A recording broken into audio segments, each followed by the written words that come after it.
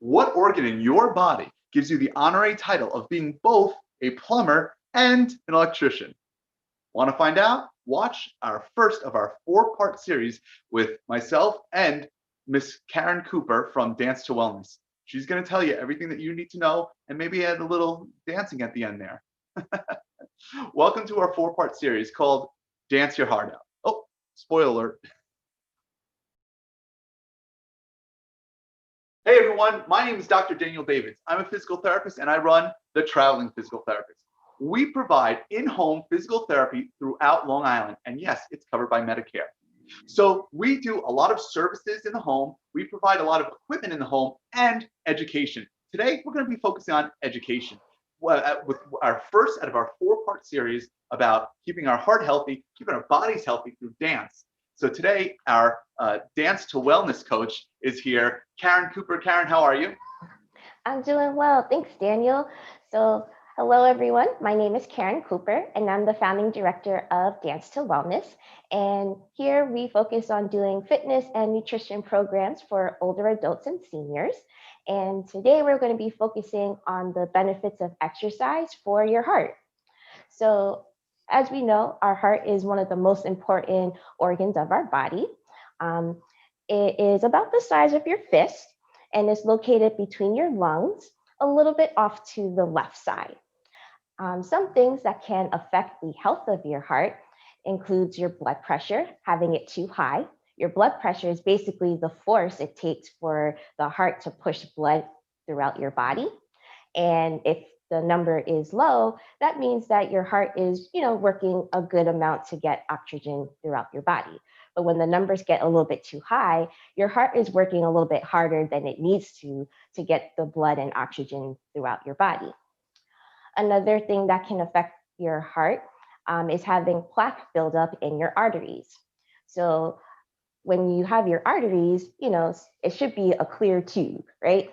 But when you have plaque buildup, it kind of makes the tube a little bit smaller and smaller and smaller, which makes it a little bit more difficult for blood and oxygen to get through because they have less space to travel.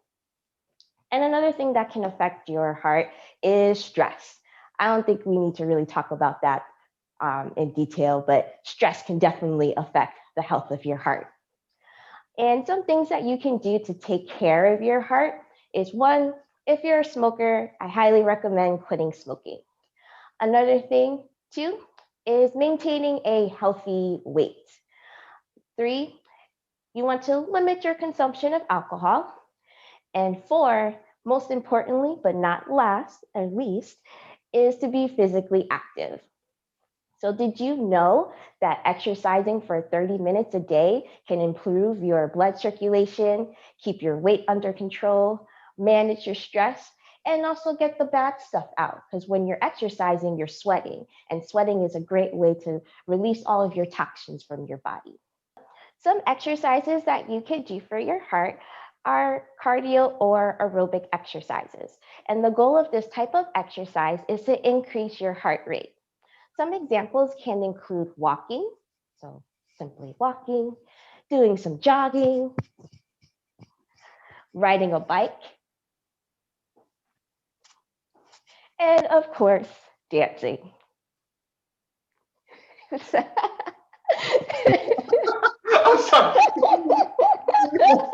Yeah, I'm sorry, Dave. Can you mimic riding a bike for me one more time? No. Can you please?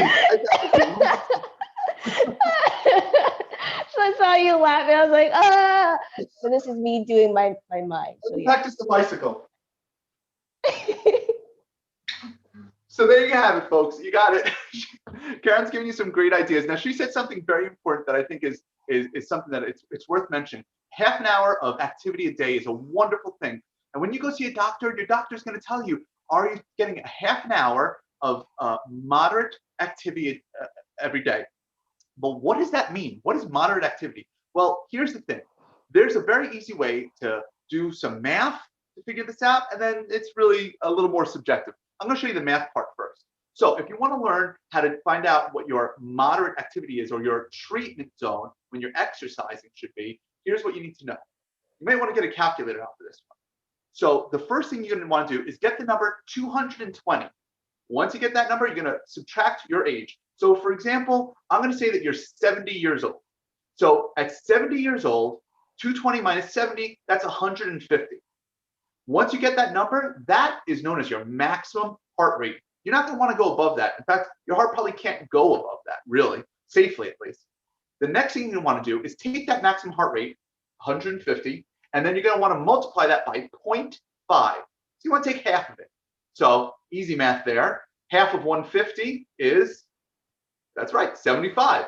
Very good. So you have 75. That's going to be the lower end of your heart rate. So if you're exercising and you feel your heart and it's beating 75 beats per minute, well, then you know you're in your treatment zone. That's the beginning of moderate exercise.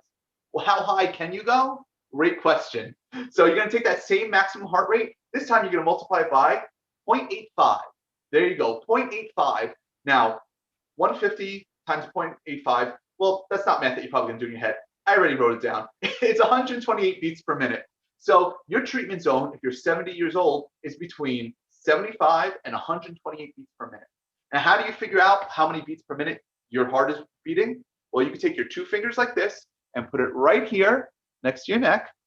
Or another way people do it is right here on the thumb side of your wrist. If you put two fingers right here, you can follow it. And all you need is a clock with a second hand ticking, or I should say, I guess a second hand. And then just like that, for 1 minute, you want to count that. If you're counting to 75, then you know you're in your treatment zone. And of course, you can always do half of that and just do 30 seconds, or even half of that and do 15 seconds.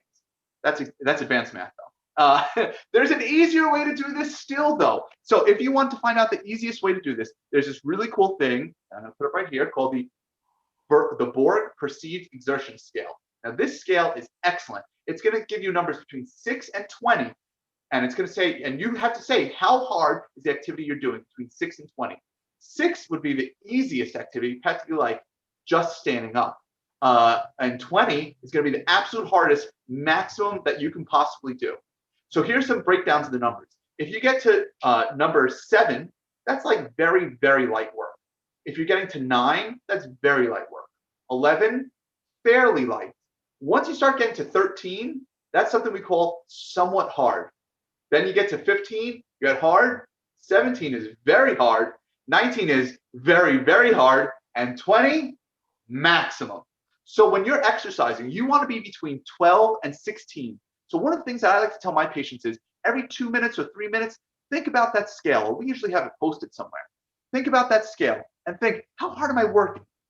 On a scale of 6 to 20, weird numbers to pick, am I like a 12 right now? Because if I'm at an 8, I probably need to work a little harder, maybe move a little faster or something. So it's up to you. You're going to want to have that. And if you're looking for this scale, in the comments below, I'm actually going to have a download link so you can just download it and have it printed out, keep it on your wall, put it on your fridge, wherever you need. So Caryn, how's that sound? Sounds good to me. All right, so Caryn is now going to do something she is born to do, something she's excellent at, and she actually gave me a little preview already, which is going to be great. She's going to help us dance our heart out with some merengue dancing. And Caryn, do you want to just introduce what merengue is real quick? Sure. So merengue is a Latin social dance, and it's pretty simple. And it's really, based on walking and moving your hips. So if you don't feel that you're, a really, excellent dancer, no worries, you'll be fine. And plus, if you've ever taken a Zumba class, you've done merengue before, you might have even done it at a party or a barbecue or a wedding reception and not even known it because it's so easy, you'll be fine. Excellent. Okay, so Caryn, are you ready to dance your heart out? Let's do it. Let's do it. Alrighty. So we're just gonna start off nice and simple. We're just gonna start off just simply walking in place. So just march. Nice. So now we're going to do a nice merengue march. So what makes a merengue march different from a regular march? I'll tell you, it's simply adding the hips. So let's add those hips in. All right. So again, keeping it simple, going to the beat of the music. And if you're feeling really fancy, you could do it in a circle. Don't forget those hips.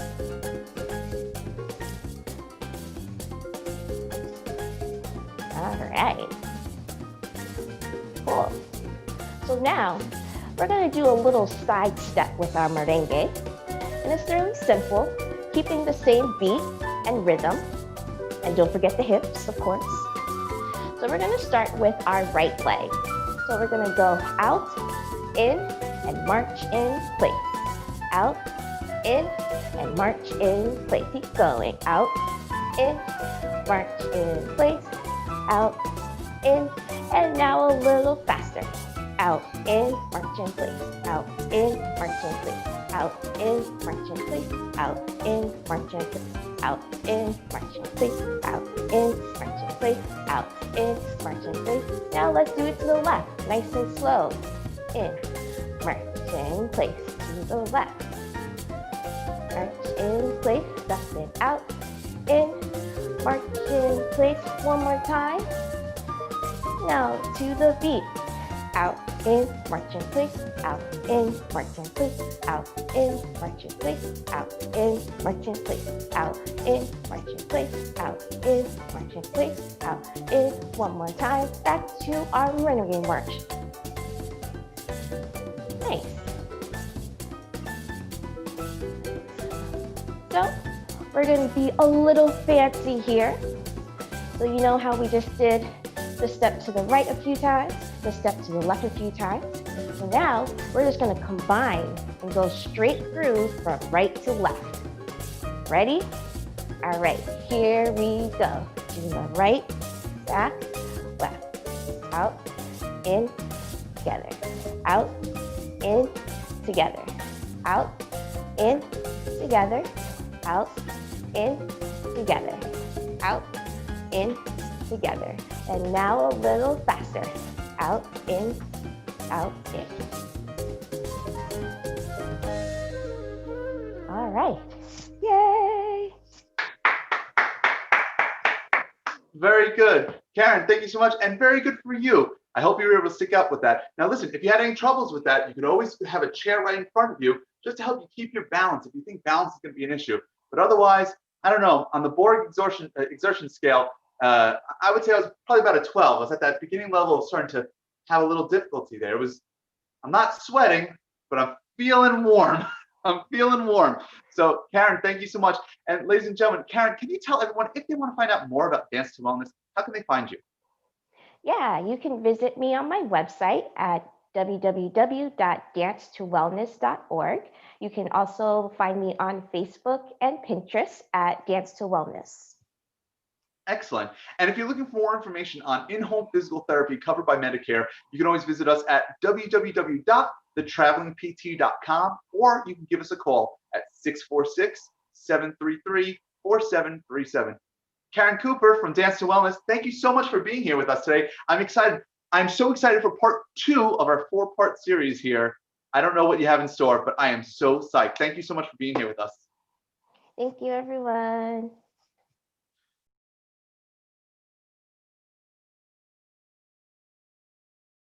Keep going. Give me more. What else can seniors do? Well, I didn't do the roller. What is this called? Roller skating. Yeah. Okay. Anything else? How about ice skating? How is that different from roller skating? I don't know. Show me roller skating. Well, that's what I was like. Roller skating. What about competitive knitting? Competitive knitting. Yes. More, please. What about what's another good one? How about racing up the stairs? What would that look like?